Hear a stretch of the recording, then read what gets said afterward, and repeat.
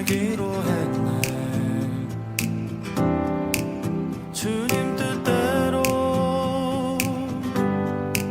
살기로 했네. 주님 뜻대로. 여호수아가 이같이 그 온 땅 곧 산지와 온 네겝과 고센 온 땅과 평지와 아라바와 이스라엘 산지와 평지를 점령하였으며 곧 세일로 올라가는 한락산에서부터 헤르몬산 아래 레바논 골짜기의 바알갓까지 그들의 왕들을 모두 잡아 쳐 죽였으며 여호수아가 그 모든 왕들과 싸운 지가 오랫동안이라. 기브온 주민 히위 족속 외에는 이스라엘 자손과 화친한 성읍이 하나도 없고 이스라엘 자손이 싸워서 다 점령하였으니 그들의 마음이 완악하여 이스라엘을 대적하여 싸우러 온 것은 여호와께서 그리하게 하신 것이라. 그들을 진멸하여 바치게 하여 은혜를 입지 못하게 하시고 여호와께서 모세에게 명령하신 대로 그들을 멸하려 하심이었더라. 그때 여호수아가 가서 산지와 헤브론과 드빌과 아납과 유다 온 산지와 이스라엘의 온 산지에서 아낙 사람들을 멸절하고 그가 또 그들의 성읍들을 진멸하여 바쳤으므로 이스라엘 자손의 땅에는 아낙 사람들이 하나도 남지 아니하였고 가사와 가드와 아스도세만 남았더라. 이와 같이 여호수아가 여호와께서 모세에게 말씀하신 대로 그 온 땅을 점령하여 이스라엘 지파의 구분에 따라 기업으로 주매 그 땅에 전쟁이 그쳤더라.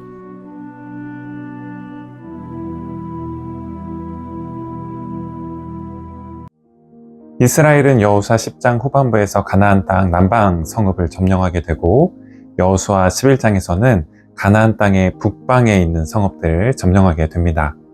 여호수아 11장에서 이스라엘은 하솔왕 야빈이 이끄는 북방의 여러 왕들과 메론 물가에서 전투를 치르게 되는데요.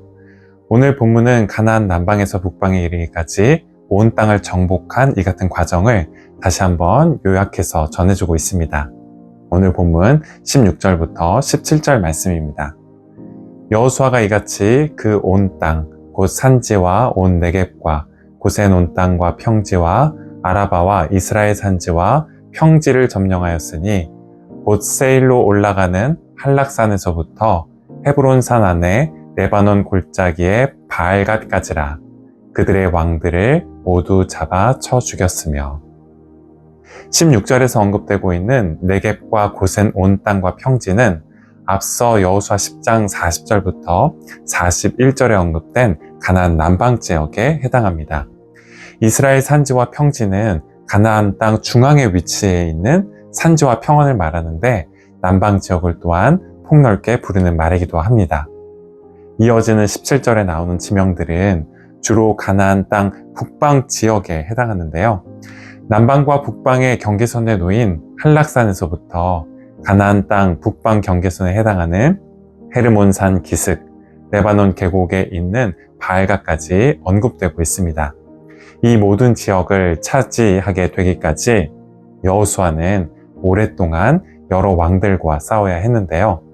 그 중에서도 특별히 오늘 본문 21절부터 22절은 남방 지역에서 치렀던 전투 중에서 아낙 자손을 상대로 이스라엘이 거둔 승리를 다루고 있습니다. 여호수아가 아낙 자손을 상대로 거둔 승리가 이처럼 따로 강조되고 있는 건 이스라엘이 아낙 자손과 관련된 가슴 아픈 역사적 기억이 있기 때문이라고 할 수 있는데요. 아낙 자손은 출애굽 1세대가 하나님의 심판을 받아서 40년 동안 광야에서 방황하다 죽게 된 직접적인 이유 중 하나였습니다.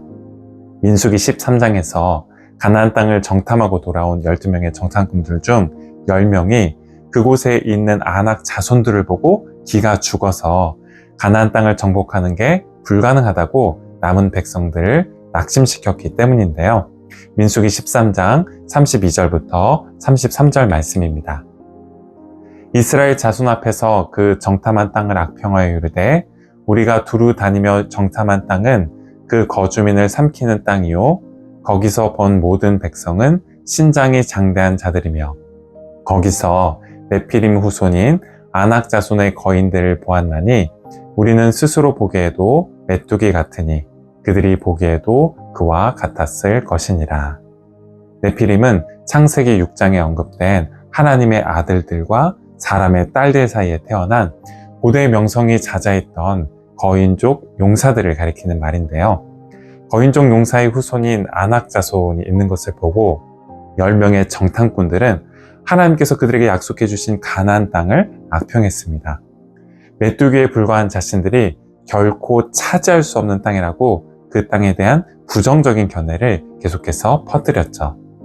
그 말을 듣고 밤새도록 통곡했던 백성들은 아침이 밝자 모세와 아론을 원망하면서 차라리 자신들이 애굽으로 되돌아가겠다라고 나서게 되는데요.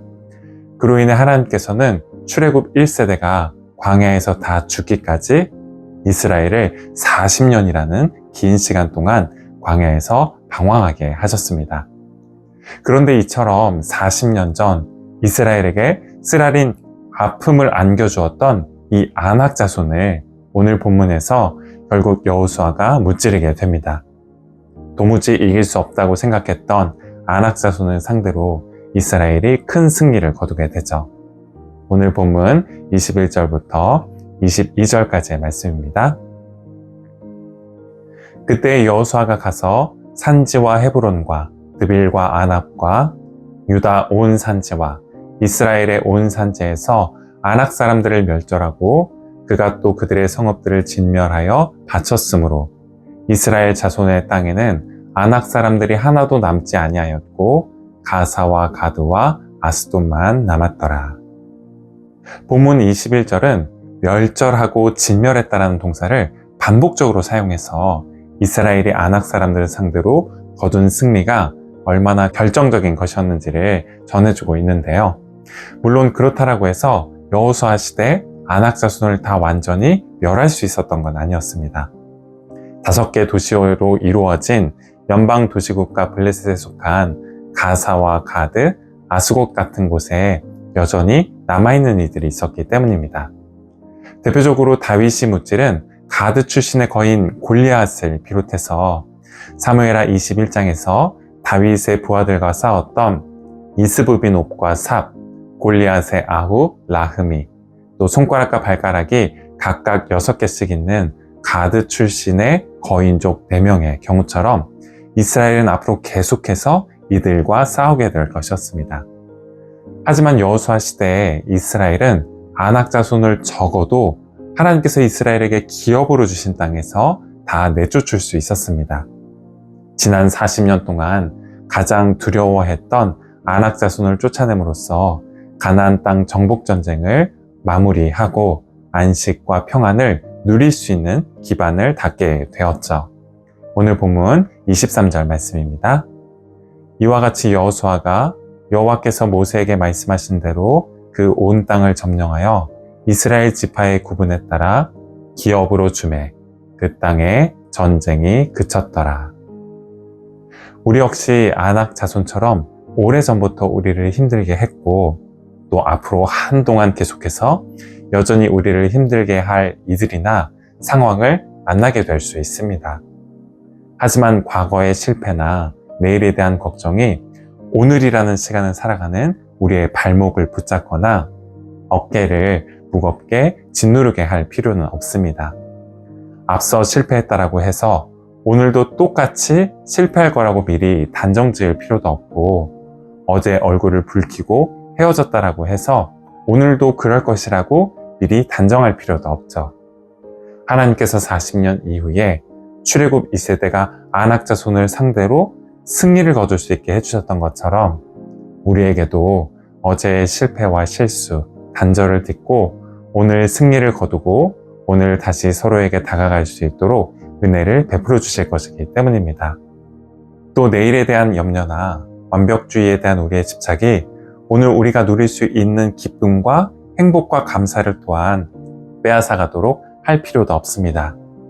비록 우리가 지금 당장 완벽한 승리를 거두거나 모든 문제를 다 해결하지 못해도 여호수아 때에는 여호수아 때 필요한 승리를 허락해 주시고 다윗의 때에는 다윗의 때에 필요한 승리를 주셨던 것처럼 하나님께서 우리에게 그때그때 필요한 승리를 얻게 해주셔서 안식과 평안을 누릴 수 있도록 우리를 도우실 것이기 때문입니다. 어제의 실패와 단절, 내일에 대한 염려와 두려움을 내려놓고 우리에게 승리를 주시고 안식과 평안을 베풀어 주시는 하나님을 믿는 믿음 안에서 오늘 하루라는 시간을 살아가실 수 있는 저와 여러분이 되시기를 바라겠습니다. 기도하시겠습니다. 주님, 어제 저희가 실패하고 두려워했던 것들을 오늘 이루게 하시고 더 이상 두려워하지 않게 해주셨던 것처럼 오늘 저희가 실패하고 두려워하고 있는 것들을 내일 저희가 이룰 수 있게 해주시고 더 이상 두려워하지 않도록 해주시기를 간구합니다. 또한 저희를 완벽함에 대한 집착으로부터 자유롭게 해주셔서 넉넉함과 여유, 평안을 잃지 않고 맡겨진 일들을 언제나 기쁨으로 감당해 갈 수 있게 하옵소서. 예수 그리스도의 이름으로 기도드립니다. 아멘.